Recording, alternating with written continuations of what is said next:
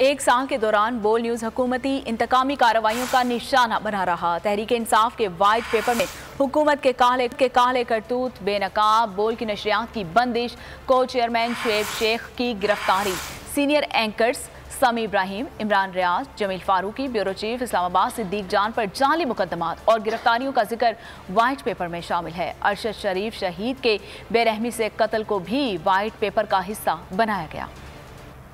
PDM हुकूमत की एक साल बदतरीन कारकर्दगी। पीटीआई ने हुकूमत की एक साल कारकर्दगी पर वाइट पेपर जारी कर दिया। मुआशी ज़बूहाली, इंसानी हुकूक की खिलाफ वर्जियाँ वाइट पेपर में शामिल। तहरीक इंसाफ के वाइट पेपर में पीडीएम हुकूमत की बदतरीन कारकर्दगी की तफसीलात शामिल हैं। इंसानी हुकूक की खिलाफ वर्जियों की तफसील, कारकुनों की गिरफ्तारियाँ, मुकदमात, जमान पार्क ऑपरेशन की तफसीलात वाइट पेपर का हिस्सा हैं।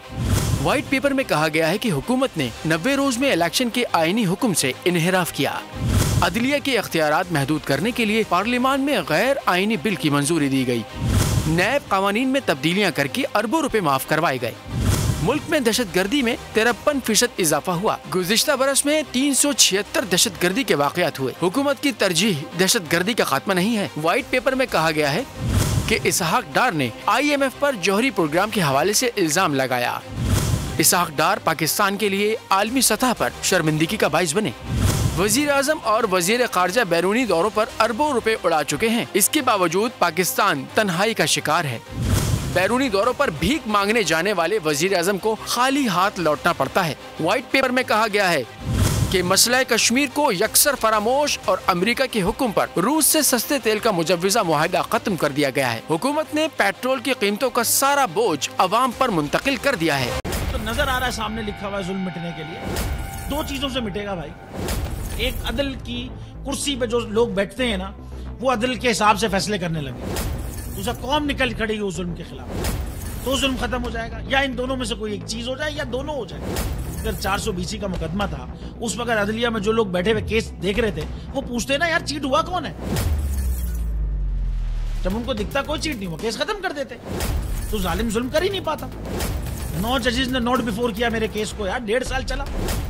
शख्सी जमानत का केस, सेम केस इस्लामाबाद में कर दिया। एक ही इल्जाम पे 2 केस हो नहीं सकते भाई। मतलब 60 दिन का वक्त होता है। 102 दिन के बाद मैं जीत गया, केस बरी हो गया। 102 दिन के बाद अपील फाइल की, एक्सेप्ट कर ली। नहीं करते ना एक्सेप्ट, खत्म हो जाता ना जुल्म यार। भरी अदालत में मुझे बरी कर दिया, फिर पता नहीं क्या हुआ, 2.5 घंटे बाद का नोट बिफोर।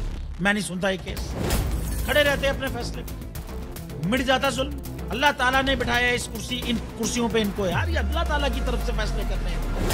तो या तो ये फैसले आएंगे, जुल्म मिट जाएगा, या कौम खड़ी हो जाएगी जुल्म के खिलाफ।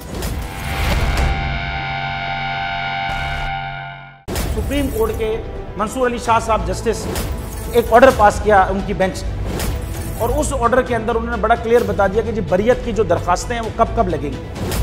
उसमें से एक वजह उन्होंने बताई कि जी जब कोई क्राइम ही ना हुआ हो तो बरी कर दें, ताकि अदालतों पे बोझ ना रहे, वो केसेस चलते ना रहे।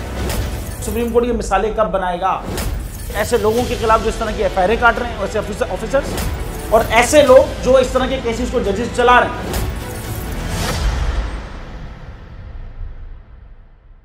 रहमत का महीना आ गया है, बख्शिश का सफीना आ गया। होगी मुलाकात उलमाए दीन से, जो देंगे इत्तेहादे बैनुल मसालिकीन का दर्स। जिक्र होगा अंबियाए कराम, रमजान की स्पेशल ट्रांसमिशन रमजान में।